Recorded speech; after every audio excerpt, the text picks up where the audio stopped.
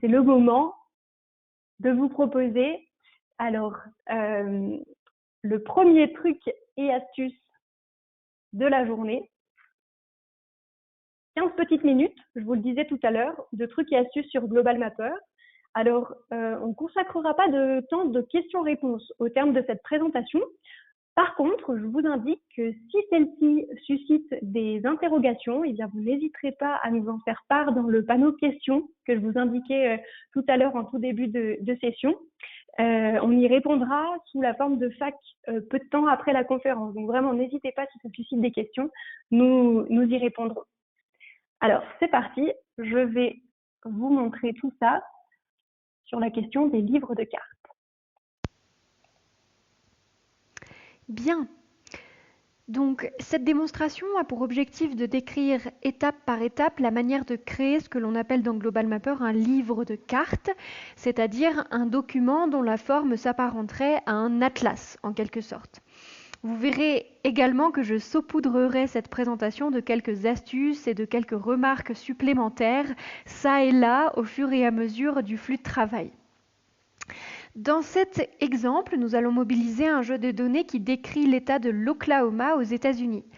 Il s'agit d'un espace de travail on ne peut plus classique, enregistré au format Global Mapper Workspace, qui porte donc l'extension GMW. Vous remarquerez d'ailleurs que le titre de mon projet est indiqué dans la barre de titre du logiciel, située en haut à gauche de l'interface. C'est également à cet endroit que je peux savoir quelle version de Global Mapper je suis en train d'utiliser. En l'occurrence, il s'agit ici de la toute dernière version Pro 24.1 en date du 19 mars 2023. Le fait de travailler avec un Global Mapper Workspace signifie que si l'on souhaite partager le projet à un utilisateur tiers, par exemple, nous ne devons pas oublier de transmettre également les fichiers associés. Donc si vous souhaitez ne partager qu'un seul et même fichier dans un format plus lourd du coup, mais qui stocke les données réelles et l'espace de travail, vous veillerez à exporter votre travail au format Global Mapper Package. Et pour cela, vous passerez par le menu Fichier, Exporter, exporter en fichier Global Mapper Package. Voilà, je ferme la parenthèse.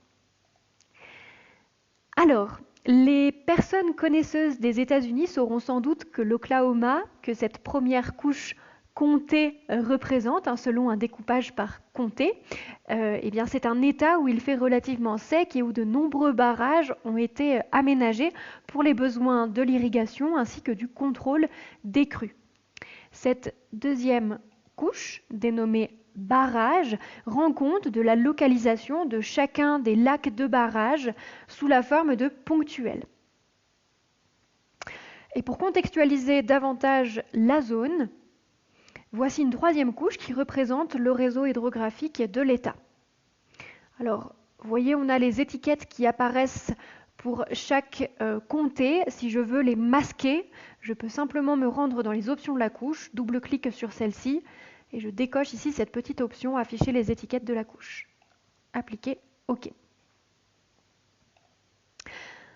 Ici, nous souhaitons mettre en page ces données de telle sorte que chaque comté soit représenté dans une page qui lui soit propre. En plus de cela, pour gagner du temps dans ce travail de mise en forme, nous voudrions utiliser un modèle qui permettra d'habiller chaque page produite avec un titre, une légende, une barre d'échelle, etc., et ce de la manière la plus automatique possible. Alors c'est parti. Et avant toute chose, je voudrais que l'on puisse distinguer nos lacs de barrage en fonction de leur superficie. On utilisera pour cela un champ attributaire bien spécifique qu'on va constater dans l'éditeur attributaire, que voici.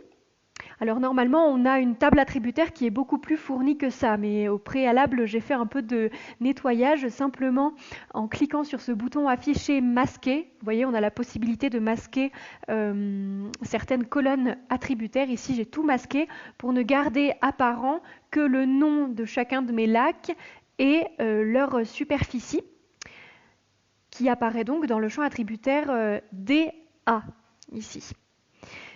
et qui est spécifié en acres. L'acre, qui est une unité de superficie anglo-saxonne en usage au Québec, mais donc également aux États-Unis. Un acre vaut 4047 mètres carrés. Alors, on a repéré donc notre champ attributaire. L'application d'un style sur des entités à partir d'un attribut particulier, ça ne se passe pas dans l'éditeur attributaire. Pour cela, il faut passer par les options de la couche.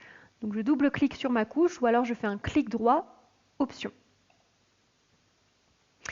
Style des entités de points.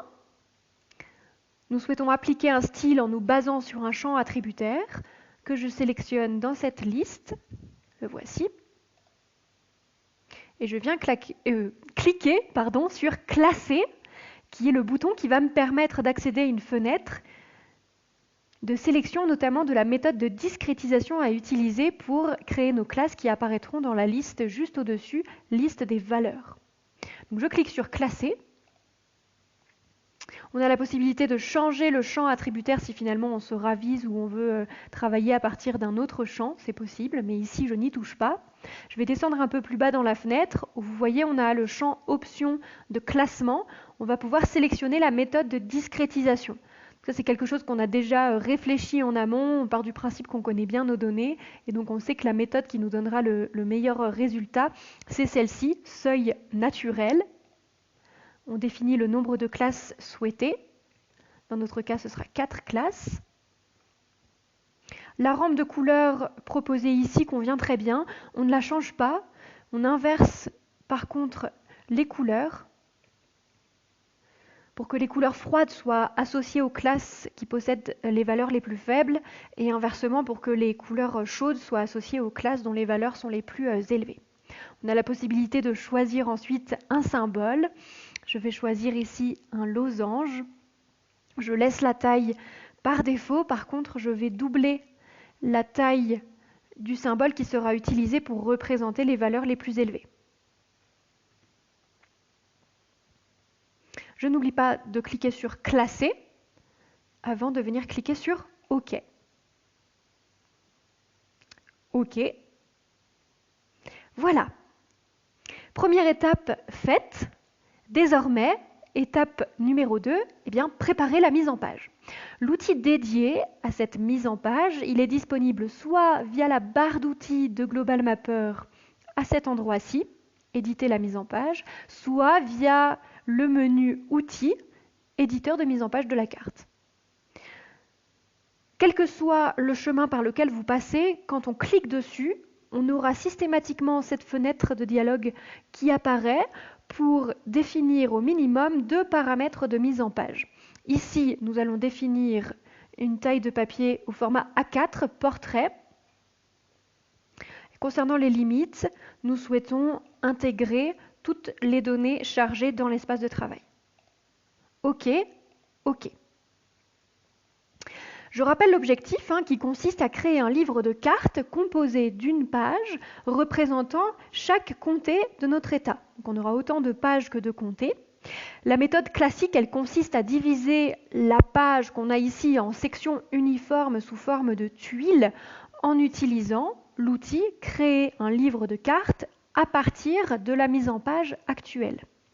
Vous l'avez compris, ce n'est pas cet outil que nous utiliserons ici, mais plutôt celui situé juste à sa droite, qui est grisé pour l'instant, et qui se nomme « Créer un livre de cartes à partir d'entités sélectionnées ». Il nous faut donc au préalable sélectionner des entités, et en l'occurrence nos comtés. Or, certains d'entre eux ne possèdent pas de barrage. Je voudrais donc ne sélectionner que les comtés sur lesquels au moins un barrage est représenté. Et pour cela, je vais utiliser tout simplement l'outil d'opération spatiale de Global Mapper. Je vais donc fermer momentanément mon éditeur de mise en page pour ouvrir l'outil d'opération spatiale. Je me place sur l'onglet prédicat. Le prédicat spatial qui sera utilisé ici, c'est contient. Couche 1, il s'agira de la couche qui contient les comtés, qui sont donc des entités de surface.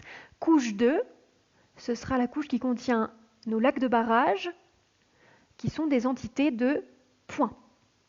Voilà, et ce que l'on souhaite obtenir en termes de résultats, eh bien, c'est une sélection.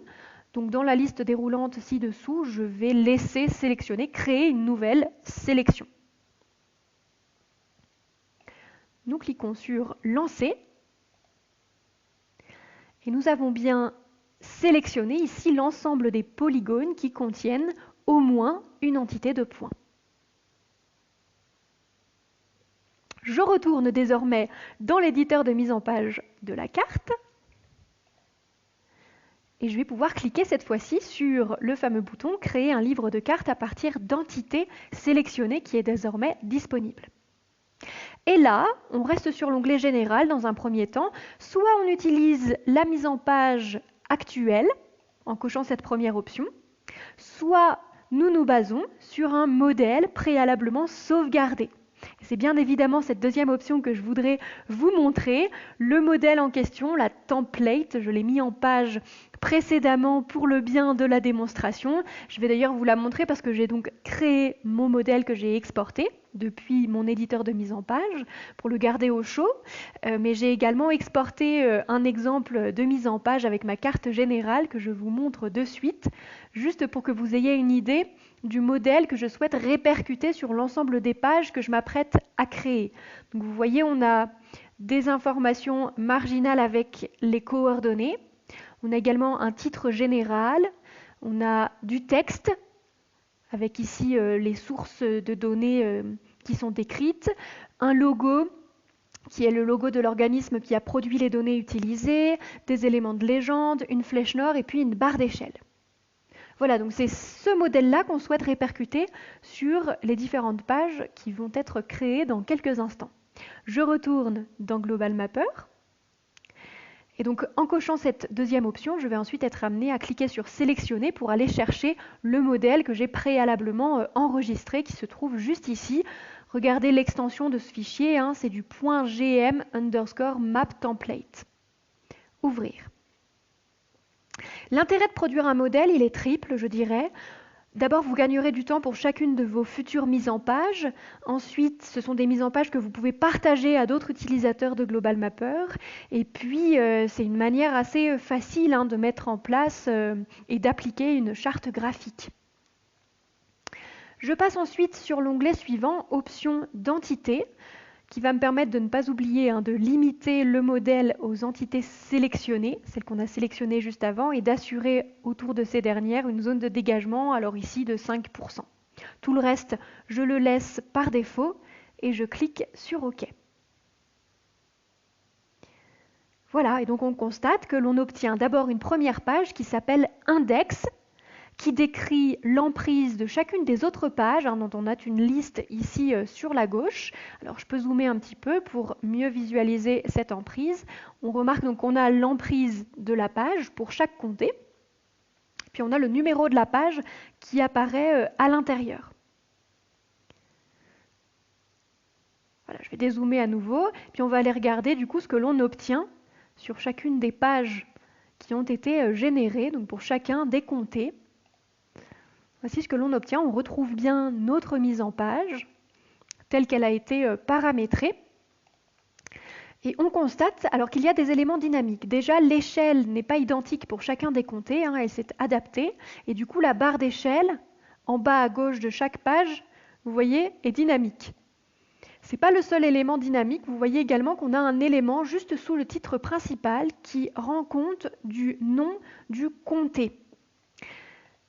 Et pour cela, on a créé tout simplement une macro. Vous voyez, si je sélectionne l'élément, que je fais un clic droit, propriété, voilà, je peux constater cette macro, qui est quelque chose que l'on peut tout à fait modifier après coup. Tout ce qui a été paramétré ici en fonction de la template peut être modifié. Par exemple, vous voyez ici, le nom du comté a été centré avec le titre principal. Si c'est quelque chose que je veux aligner plutôt sur la gauche, je sélectionne mes éléments en maintenant la touche CTRL du clavier, je fais un clic droit, aligner les éléments par rapport à leur côté gauche, par exemple.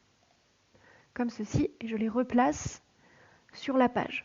Et là, je n'interviens que sur cette page, en l'occurrence la page 29. Ce que j'ai fait ici ne se répercute pas sur la mise en forme des autres pages. Si je veux modifier l'ensemble de mes pages, il faudra que j'intervienne sur la template que je réappliquerai dans un second temps. Voilà pour ça. Bien. Petit mot très rapide sur une toute dernière nouveauté qui a été intégrée à cet éditeur de mise en page, qui consiste, au moyen d'un clic droit, toujours sur la page, insérer, à intégrer des éléments d'encart de carte, donc d'intégrer d'autres éléments d'encart cartographique sur votre page. Par exemple, vous avez une vue 3D ou un profil de tracé qui sont ouverts, vous pouvez intégrer leur vue dans la mise en page de votre carte. Voilà, et si cette mise en page vous convient, vous avez la possibilité ensuite d'exporter toutes vos pages dans un seul et même document, par exemple un géospatial PDF, en passant par le menu Fichier, Exporter en géospatial PDF.